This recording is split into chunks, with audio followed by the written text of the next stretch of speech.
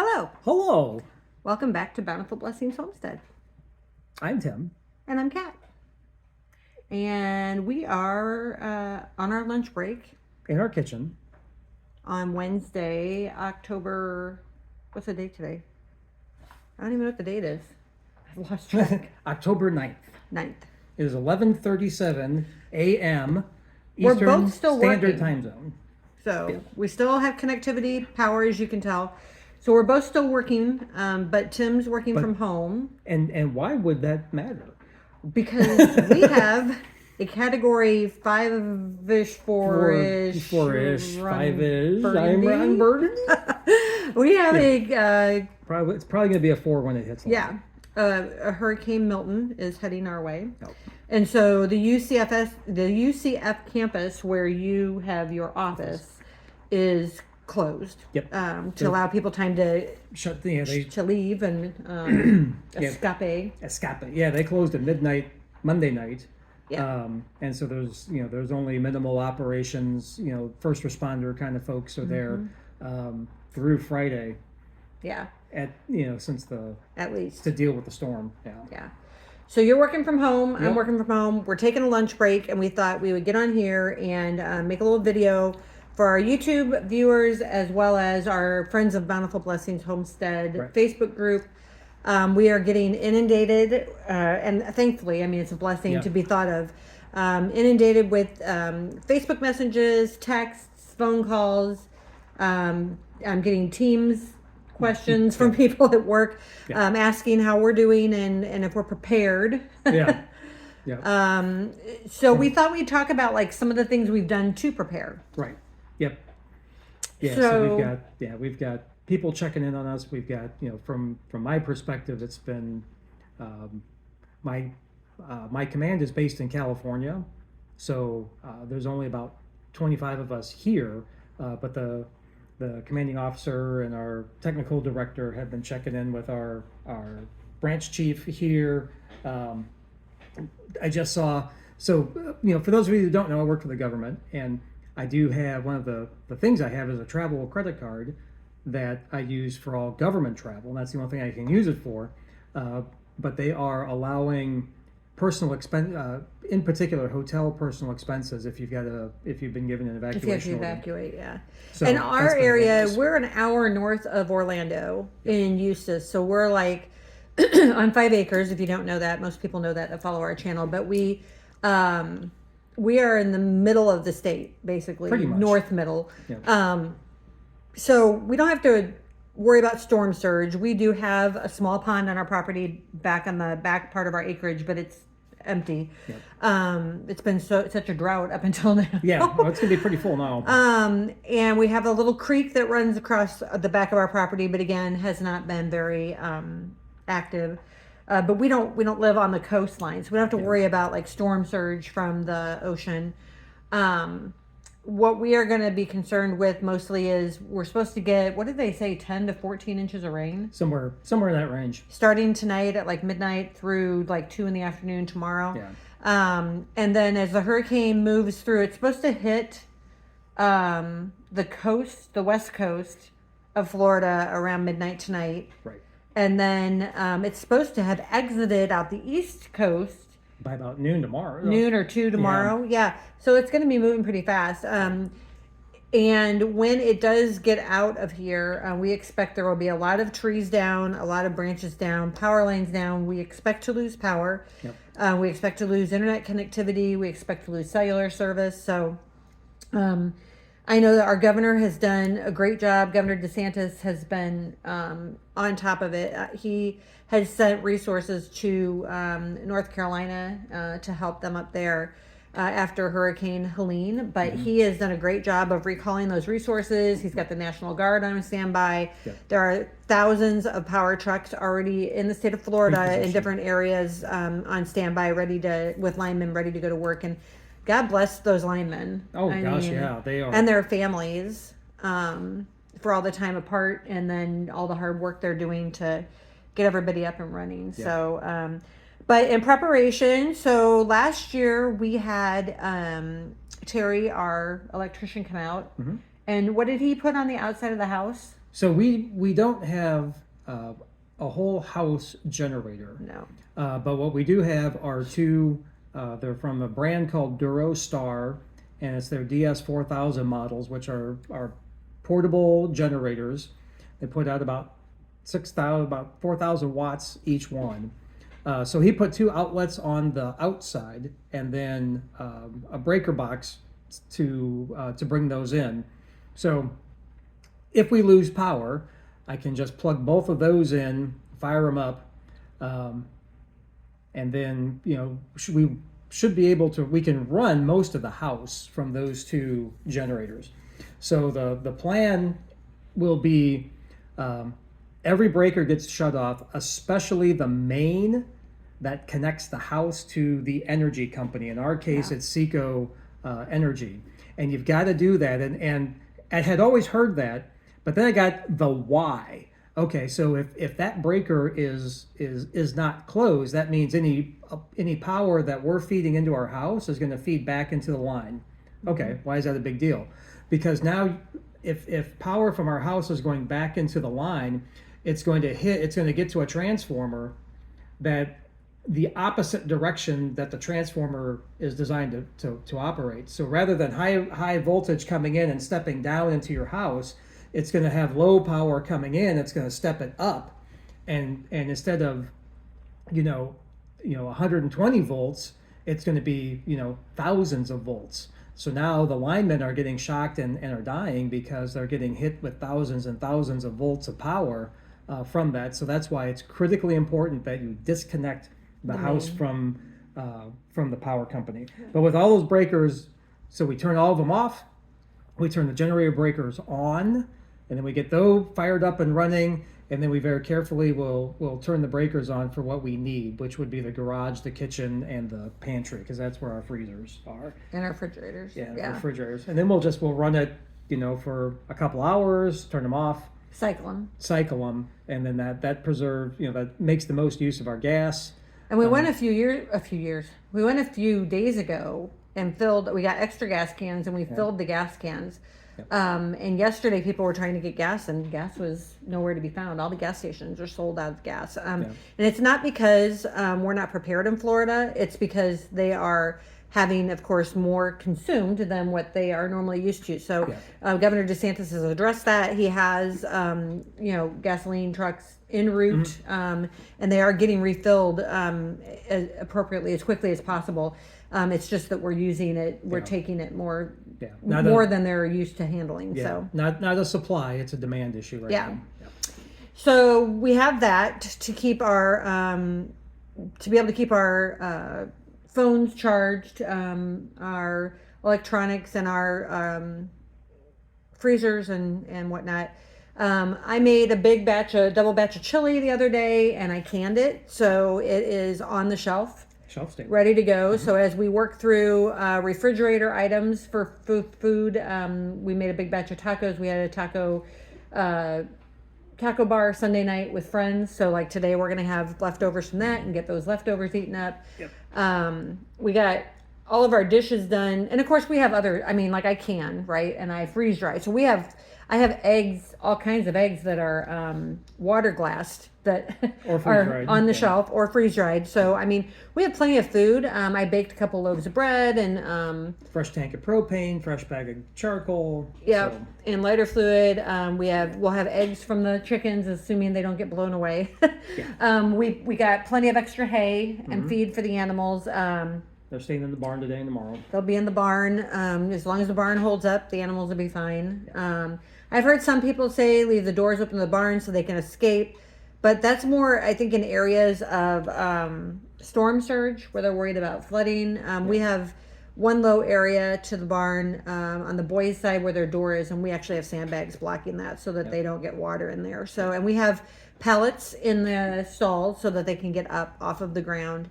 So we'll go out tonight and feed them, and we'll give them some extra hay so that it'll last them through tomorrow morning and early afternoon. And then once the storm passes, we'll go out and check on them again. So I think that brings up an important point. So we talked about the rain, and in our area, I think the thing to be a little more concerned about would be the wind gusts, and potentially any spin-off tornadoes. Yeah. So we don't have like you said, we don't have the storm surge to deal with, but it's going to be the wind and potentially tornadoes. That Well, would and be here in the Florida, concern here. because the water level's so high, we don't have basements. Right. So we grew up in the Midwest, Iowa, Illinois, knowing that, if there was a tornado, you went to the basement. Right. But we don't have that here. So our laundry room is like our innermost room of the house that has no windows. So that's where we'll go if a tornado. Yeah. And we're out in the country. We don't have any tornado sirens that go off. Yeah. So we're hoping not to lose power, but I anticipate that we will. Yeah. So yeah. And that brings up just for anybody watching, here that the anecdote is that you run from the water and you hide from the wind. Yeah. So that's what we'll do. Yep. So we have plenty of preparedness done, but we can only do so much. And I've seen a lot of folks posting online, a lot of fear. Yeah. And people that follow our channel probably also know that we're Christians. That's why our homestead is called Bountiful Blessings Homestead. And so, when you are anchored in your faith, in Jesus as your Savior, then there really is no reason to fear. And He tells us so many times, God tells us in His Word over and over again, not to fear. So we thought that we would share a few words of encouragement from God's Word as well. Because that's kind of what we're going to be doing. We'll play some board games and cards, hopefully, sleep a little bit, although I don't know how much sleep will happen tonight. That'll probably be loud. Yeah. I'm going to be in the Word doing my Bible studies, right? Yep. That's what we're going to be doing to pass the time. So did you want to share a little bit about that? Yeah. So there's a lot of ways to look at this from a do not fear standpoint or a don't be anxious standpoint. Who do you trust? What do you put your faith in? What are you rooted in? And so there's a few things I thought was so I have Fighter Verse is a Bible study app that I have, and I found it interesting because the verse for this week is from Matthew 6:19 through 21, which is part of the Sermon on the Mount, which is absolutely amazing to really do a deep dive into that. And he talks about that, do not store up for yourselves treasures on earth where moth and consuming insect destroy and where thieves break in and steal, but store up for yourselves treasures in heaven where neither moth nor consuming insect destroy and where thieves do not break in or steal. For where your treasure is, there your heart will be also. And there's so many people that put so much into their stuff. And stuff is nice. Don't get me wrong. We've got some very nice things here and things that we appreciate and things of historical significance or family significance. But at the end, heirlooms and things, right? But at the end of the day, it's stuff. Yeah. And stuff can be replaced, but human beings really can't. And that's it definitely speaks to if that's what you're focused on, that becomes what you worship. So are you worshiping, a golden calf, whether it's, a really cool car, whether it's a really cool house, or your electronics, or your collection of this or that or the other thing, that becomes your focus and not your focus on Jesus, on walking with Him, on bringing the kingdom here. And then that also speaks to how God made us and how did God make us when He talks about being made in His image and His likeness. We get an insight on that in 2 Timothy chapter 1, verse 7, where he says, for God has not given us a spirit of fear, but of power and of love and of sound mind, or self-discipline, some translations. That's how God made us. He made us not in a spirit of fear. Well, and when He made Adam and Eve in the garden, they had no fear until they ate of the tree of the knowledge of good and evil. Right. And then they were ashamed because they knew they were naked. So, the sin is what brought the fear into them, and then it was handed down to us. So originally, God never intended for us to have fear. Right. Yeah. So what do we do? How do we combat this? Well, we get some insight in Psalms. Psalms 56, 3-4. When I fear, I trust you. God, whose word I praise, God I trust, I do not fear. What can mere flesh do to me? Again, it's that idea that the things of this world are going to pass away, but what really matters? What really matters is eternity, is our soul and our spirit, and where do we anchor our soul and our spirit? We anchor them in God, and in spite of this massive storm coming, there is going to be some good with this. I don't know what it is. I have no idea, but trusting that God is allowing this to happen for a plan and a purpose, for His plan and His purpose, and that we need to trust that when it doesn't seem to make sense. Well, I think because He is always good. Part of what we've seen already with Helene and like in South Carolina, North Carolina, Tennessee, Georgia, and in the Panhandle, the Big Bend area of Florida that was hit. I think that we've seen so much of humanity helping one another. The government was very slow to respond to a lot of these areas.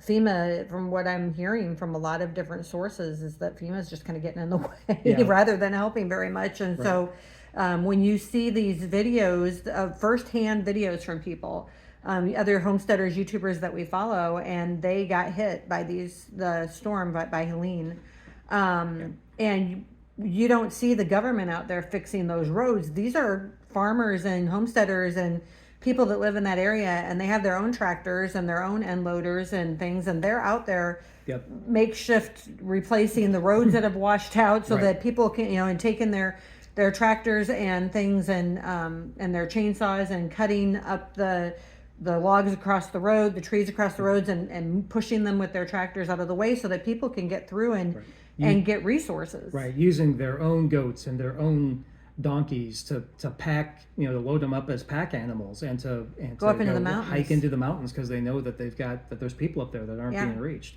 And even personal helicopters. People have their own that they're using to fly and drop supplies and rescue people that need to be rescued off the mountains. A lady and her 8-month-old were rescued by a local. He lives actually right on the coast where they're about to get hit with this Milton storm, and he took his helicopter up and did a lot of rescues and drops. Organizations.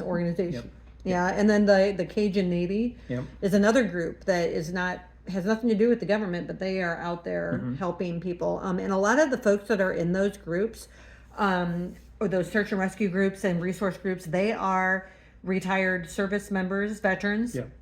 They have been trained in survival skills, and they're out helping their fellow man. So I think that while the tragedies are horrible, and we know from God's word, God doesn't cause these things to happen, but sometimes He allows them because there's something that we all need to learn from them. And so, I think that we're seeing a lot of that goodness in humankind come out of the tragedy. So Right. So understanding that there's a bigger plan at work is one way that we can combat this. Another way, also from the Apostle Paul, is that to be anxious for nothing, but in everything by prayer and supplication with thanksgiving, let our requests be made known to God. That's Philippians 4, verse 6.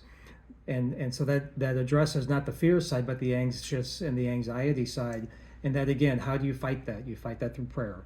Prayer is the most powerful weapon that we have in our arsenal to fight the spiritual battle.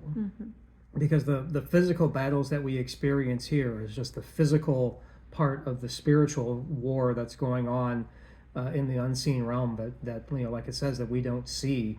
But that's how you fight it. You fight it through prayer. You fight it by turning, by voicing that anxiety and speaking it out, but then also speaking that while I might be anxious or I might be fearful of this situation, I know You've got it, and I know that You're going to see me through it. Yeah.